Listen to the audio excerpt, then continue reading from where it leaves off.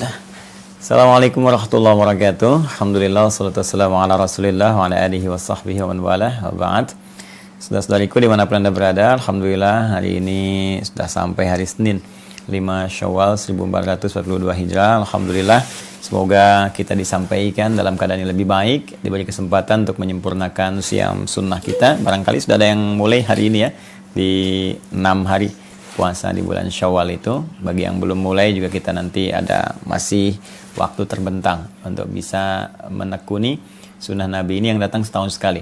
Man shoma Ramadhana thumma atba'ahu sittan min Syawal, ya siapa yang menunaikan puasa Ramadan thumma atba'ahu dan mengikutinya ya sittan min Syawal dengan 6 hari puasa di bulan Syawal, faka'annama yasumu dahra kullahu, maka seakan-akan dia berpuasa selama setahun penuh ya pahalanya. Jadi ada yang ulama yang menghitung kalau kita 30 hari kemarin puasa dan setiap satu hari itu dikalikan paling minimal 10 kebaikan. Konsepsi Quran surah ke-6 Al-An'am di ayat 160. Man jaa'a bil hasanati falahu asyru amsalihha. Siapa yang mendatangkan, menunaikan satu kebaikan yang bernilai pahala. Perbuatan yang punya nilai pahala disebut hasanah.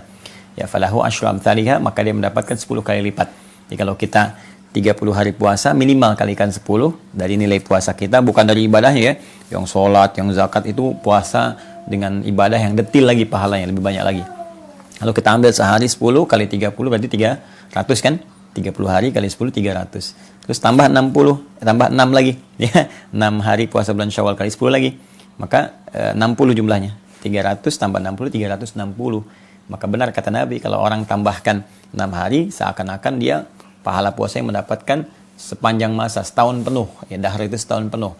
Artinya 360 hari, seakan-akan 360 hari puasa, karena dia dapat 10 setiap harinya. Maka kalau kita ambil hijriah 354 hari dalam setahun, atau 365 hari dalam tahun Masehi, kan? Maka ambil tengah-tengahnya kurang lebih 360. Ada kemuliaan di sini yang setahun sekali datang. Semoga Allah berikan kelapangan pada kita untuk memulainya, insya Allah.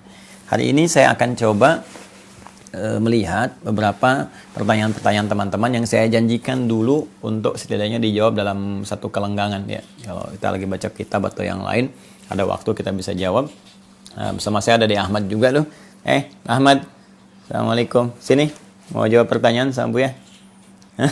Kasih salam. Mau di situ dulu. Ya, Bu ya jawab dulu ya. Sebentar ya. Baik. Saya buka dari akun IG dulu ya teman-teman. Ini ada di akun IG ya, waktu dulu saya sampaikan di Quran Sunnah Solution sesi tanya jawab. Ini belum sempat kita jawab. John, Assalamualaikum. Mas John juga ada di sini. Coba saya janji yang ingin disampaikan cuma nanti ya teman-teman ya. Kapan-kapan kita bahas ya. Baik. Ini yang pertama dari akun irawan.komade ya, irawan.komade. Pak Ustadz, baik, saya ingin bertanya berhubungan dengan doa. Apa sebab doa tidak terkabul dan bagaimana cara agar doa segera terkabul? Serta bagaimana cara menenangkan pikiran dan hati yang sedang kacau? Terima kasih. Semoga Allah berikan ketenangan kepada Anda dan memberikan jawaban dari doa terbaik yang disampaikan. Di sini ada 3 persoalan ya. Yang pertama, kenapa doa tidak terkabul? Yang kedua, bagaimana doa cepat terkabul? Dan yang ketiga, bagaimana cara menenangkan pikiran? Ya, penyebab doa tidak terkabul, teman-teman sekalian, kita bisa lacak di salah satu hadis Nabi Sallallahu Alaihi Wasallam ketika beliau menerangkan tentang seorang lelaki yang menempuh perjalanan panjang. Ya, saya bacakan hadisnya. Qala Rasulullah Sallallahu Alaihi Wasallam, langsung ke intinya. Thumma dzakara rajula, ya yutilus safara, ash'atha aghdara. Kemudian Nabi menyebutkan seorang lelaki yang menempuh perjalanan yang sangat panjang sampai dia berdebu, artinya menempuh perjuangan yang luar biasa sampai melewati berbagai medan, kan? Yamud yadayhi ila sama, mengangkat tangannya ke langit, fayaqulu, maka dia menyebut ya Rabb, bermohon dengan al-asmaul husna. Ya Rabb, ya Rabb. Dia tempuh 3 hal ya. Dia tempuh 3 hal. Satu, yaitu menempuh perjalanan panjang untuk berdoa. Sedangkan di salah satu keterangan, doa orang dalam perjalanan itu cepat dikabul. Yang kedua, yamudu yadayhi ila sama, dia mengangkat tangannya ke langit. Sedangkan mengangkat tangan bagian dari hal yang memudahkan doa terjawab.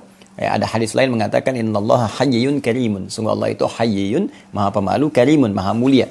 Dan akan merasa sangat malu kalau tidak mengabulkan doa orang yang mengangkat tangannya.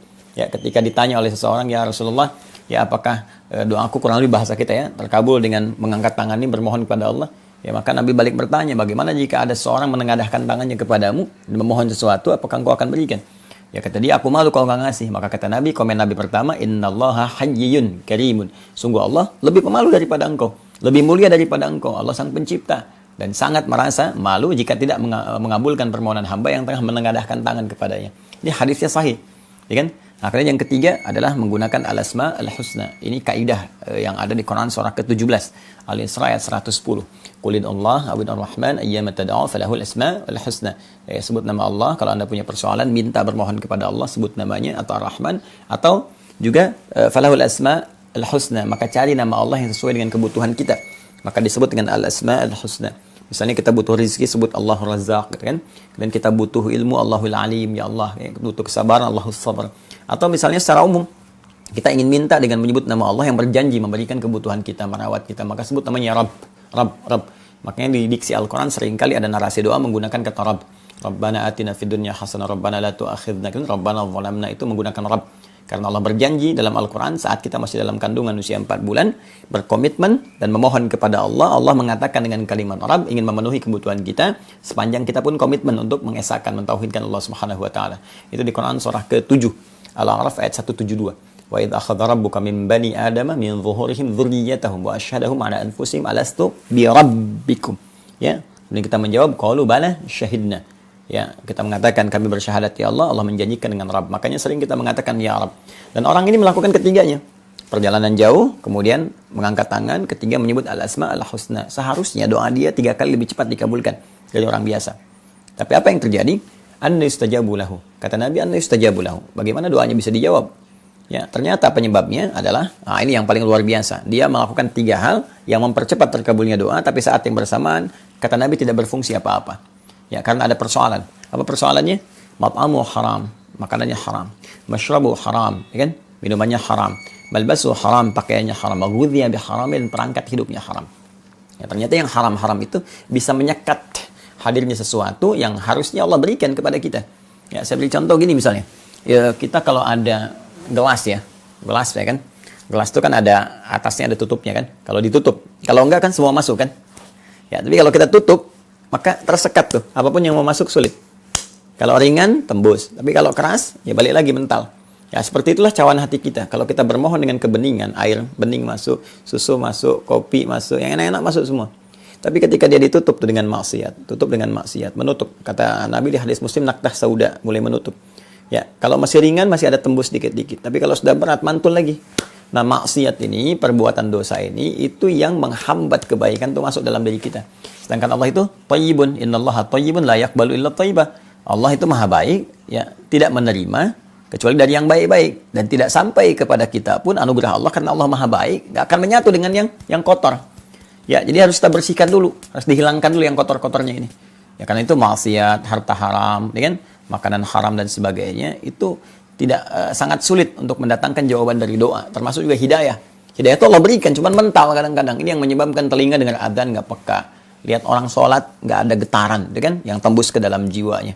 Disampaikan ceramah kebaikan malah anti, ya, malah menyoal atau kadang-kadang mencela dan sebagainya. Nah, ini menunjukkan ada sesuatu yang salah dalam perilaku hidupnya.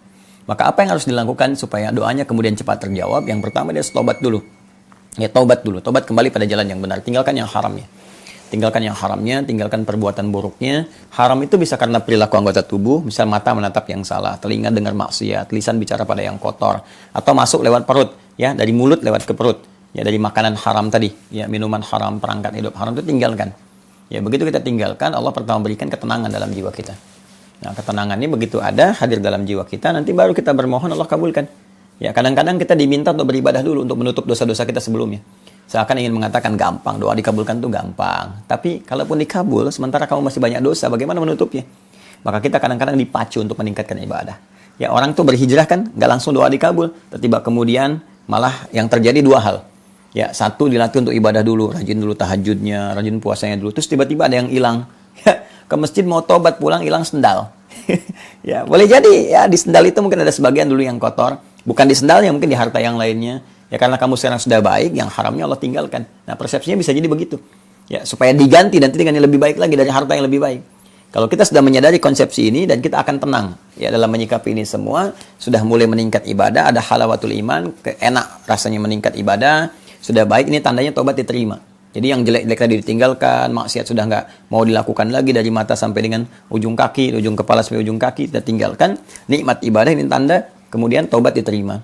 Kalau sudah begitu, maka lakukan beberapa cara yang langsung diisyaratkan dalam Al-Quran untuk mempercepat terkabulnya doa. Seperti Quran surah kedua, Al-Baqarah, saat Ramadan kemarin saya sampaikan. Ayat 186 kan, wa idza sa'alaka 'ibadi 'anni fa inni qarib ujibu da'watad da'i idza da'an falyastajibu li wal yu'minu bi la'allahum yarshudun. Muhammad SAW, jika ada hambaku bertanya padamu mencari-cari aku. Ya, hamba di sini ada dua kemungkinan. Bisa hamba yang dimaksudkan hamba yang saleh, seperti Allah firmankan di surah Al-Furqan itu, wa ibadur rahmanil ladzina yamshuna 'alal ardi hauna, itu hamba yang saleh. Wajar dia mencari Allah, mendekat untuk meningkatkan ibadah, ada. Yang kedua hamba yang salah, yang di surah Az-Zumar itu, surah 39 ayat 53. Ya wa qul ya ibadiyalladzina asrafu ala anfusihim la taqnatu min rahmatillah. Katakan Muhammad SAW pada hamba-hambaku yang banyak berbuat salah dalam hidupnya, dia jangan putus asa dari rahmatku. Sepanjang dia mau kembali kepadaku, aku terima dia. Innallaha la yaghfiru dzunuba jami'a. Ya innallaha yaghfiru dzunuba jami'a. Allah akan ampuni dosa-dosanya. Sungguh Allah akan mengampuni seluruh dosa dia sepanjang dia mau bertobat kepada Allah. Ya, maka apa yang harus dilakukan? Dua hamba ini ketika mencari Allah, yang satu meningkatkan amal saleh, yang kedua tobat dari salah. Ya, begitu dia bertobat, selesai itu tadi, maka apa yang harus dia kerjakan? Kata Allah, langsung dijawab sebelum bertanya. Uji budang watad da'i. Pasti mau minta, pasti mau doa. Yang soleh minta surga, kan? Yang salah minta penerimaan tobat, minta rahmat, minta kebaikan, minta rezeki, minta macam-macam. Kata Allah, uji budang watad da'i idza da'an. Aku pasti akan jawab semua doa-doa hambaku, baik sekarang, nanti, ataupun saat dia kembali kepadaku. Kalau belum, itu layak untuk dia dapatkan di dunia, Allah akan berikan di akhirat. Allah mengabulkan apa yang dibutuhkan, bukan apa yang diinginkan.